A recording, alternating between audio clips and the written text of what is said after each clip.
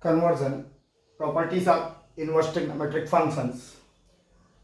Since all trigonometric ratios depends on a triangle, and each for theta for a particular angle, each for we can define trigonometric ratio.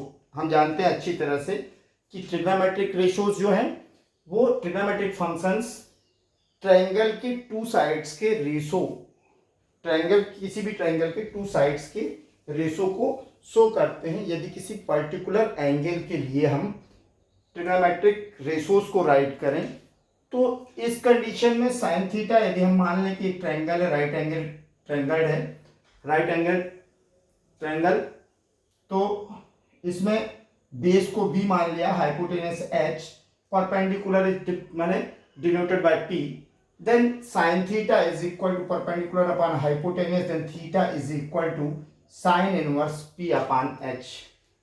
cos theta, similarly cos theta equal to base upon hypotenuse, so theta equal to cos inverse base upon hypotenuse. Tan theta is equal to perpendicular upon base is imply that theta equal to tan inverse perpendicular upon base, and cot theta equal to base upon perpendicular, so theta is equal to cot inverse base upon perpendicular.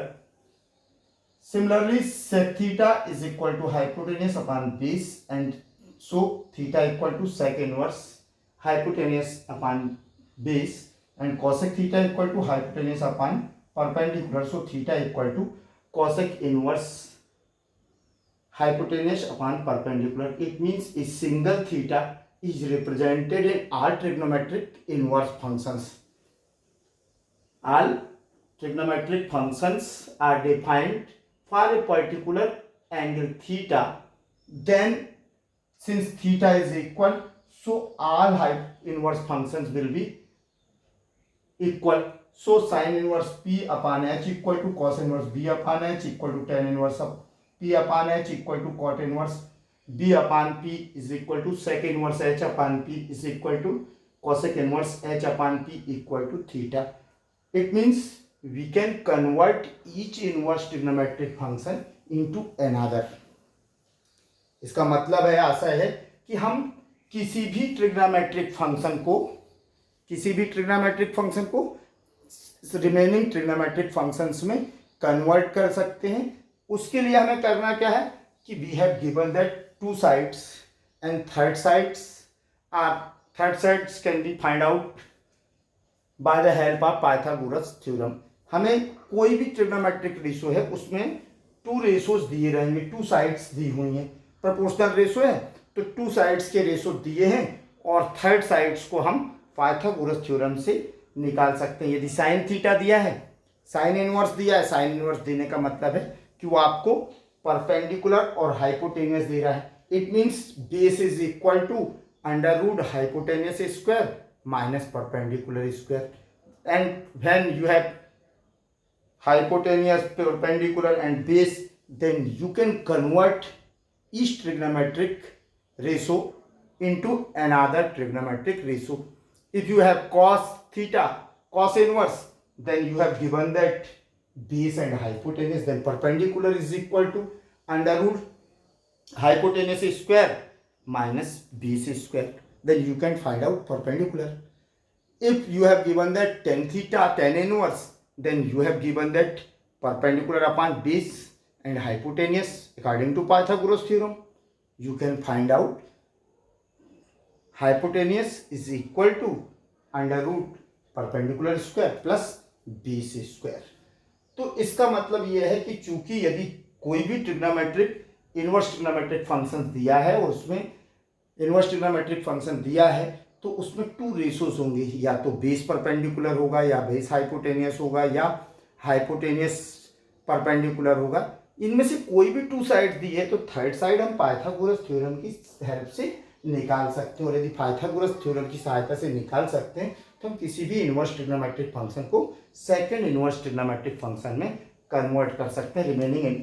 और क्या होंगे, अब यहाँ पर मैंने एक formula में complete detail explain करता हूँ, उसके बाद बाकी आप लोग कर रहे हैं. जैसे साइन इनवर्स पी अपान एच, यहाँ पर साइन इनवर्स एक्स लेते हैं हम, sine inverse x it means sine inverse is the ratio of perpendicular upon hypotenuse.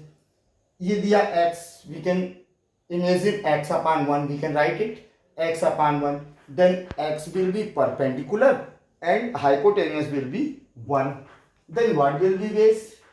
Base is equal to under root 1 minus x square.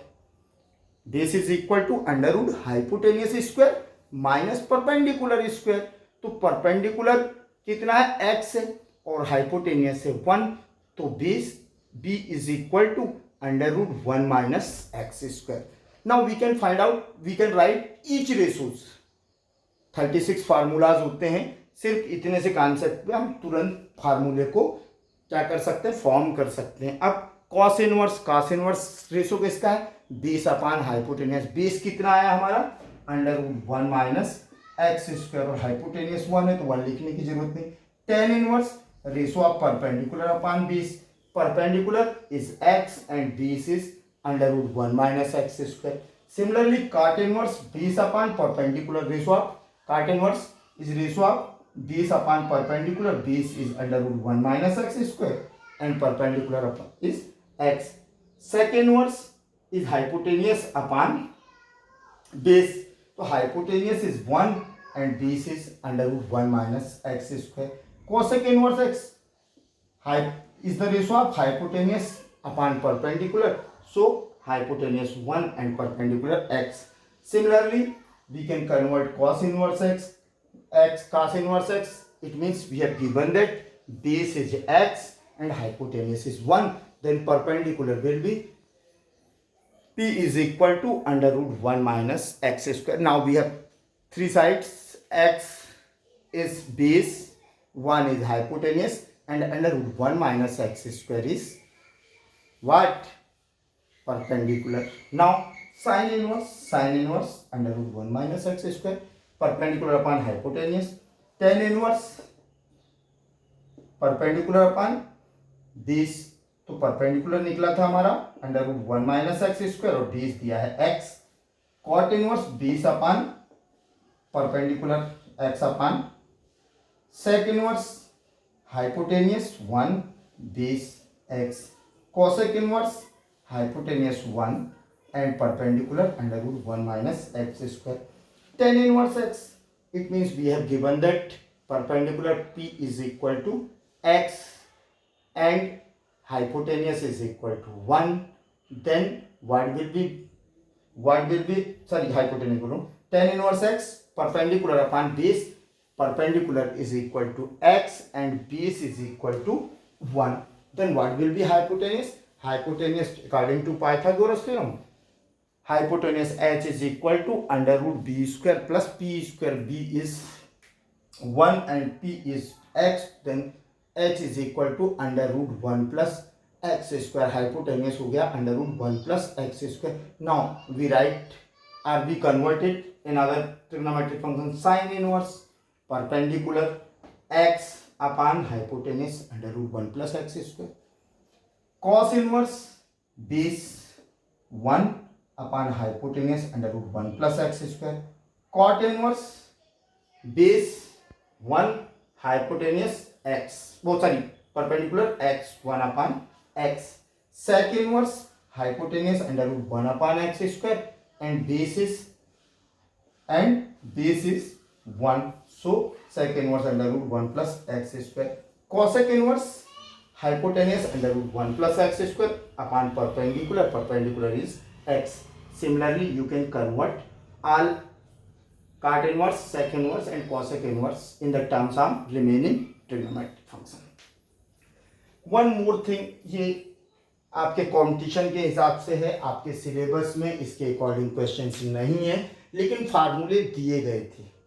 अब ये फार्मूले ड्राइव कैसे होते हैं और क्यों दिए गए हैं, मैंने जब इन्वर्स के ग्राफ बताए थे, sine inverse of sine X माने F inverse of F X को जब डिफाइन किया था तभी कहा था कि इसकी बहुत ज़रूरत पड़ती है. तो F inverse of F x के जो ग्राफ्स हैं वो इसको डिफाइन करते हैं कि कैसे ये एक के कारण तीन तीन फार्मूले बन जाते हैं। सबसे पहली चीज कि sine inverse F inverse of F X और sine inverse of sine X, cos inverse of cos X, it's range is decided. Sine inverse sine X, we know that sine inverse sine X सिर्फ pi by two, इसकी value क्या हो सकती है, lies between minus pi by two to plus pi by two. इसी तरह से cos inverse of cos X always lies between 0 to pi. tan inverse open interval minus pi by two to plus pi by two. Cot inverse 0 to pi. Sec inverse, cosec inverse, सबकी जो values हैं वो fix हैं, वो particular range में ही आपके define होगी। अब दूसरे minus pi by two to plus pi by to के बीच में जो प्रिंसिपल वैल्यूज हैं उन्हीं के बीच में ही डिफाइन होते हैं। लेकिन ये किसके लिए है, इनवर्स के लिए, कि इनवर्स की वैल्यू हमेशा लाइज करेगी जिस जो प्रिंसिपल ब्रांच है उसके अलावा और कुछ नहीं होगा। लेकिन साइन एक्स एक ट्रिग्नोमेट्रिक फंक्शन है और x belong to R, set of R real numbers, तो साइन एक्स जो है वो कोई भी एंगल ले सकता है। अब उस कंडीशन में जब x की values set of real numbers हो सकती हैं, माने कहाँ से कहाँ तक, कोई भी एंगल हो सकता है, x एंगल है और एंगल प्लस 0 से लेकर प्लस इन्फिनिटी और 0 से लेकर माइनस इन्फिनिटी तक हो सकते हैं। लेकिन साइन इनवर्स डिफाइन किसके लिए है, साइन इनवर्स के लिए जो एंगल है वो क्या आना चाहिए, ये डिफाइन है, साइन इनवर्स x डिफाइन है -1 to +1, एक्स डोमेन जो है वो -1 to +1 के लिए, और साइन इनवर्स x की जो रेंज होती है वो कितनी होती है, -π/2 टू +π/2। तो वैल्यू वो किस में देगा, -π/2 टू +π/2 में। और जब एंगल x की वैल्यू उससे लार्ज होती है तो हम उसको कन्वर्ट करते हैं प्लस माइनस करके इक्वेशन की सहायता से, किसमें, +π/2 एंड -π/2, जो रिटर्निंग वैल्यू हो वो कहाँ आ जाए, +π/2 एंड -π/2 के बीच में। तो जो साइन इनवर्स हमें क्या रिटर्न करता है, साइन इनवर्स x हमें रिटर्न करता है एंगल। तो एंगल हमें रिटर्न होना चाहिए -π/2 टू +π/2 फॉर साइन एक्स। अब sine inverse x plus sine inverse y हमारा फार्मूला है, इसमें तीन फार्मूले बनते हैं। Sine inverse x √1 - y² plus y √1 - x² for all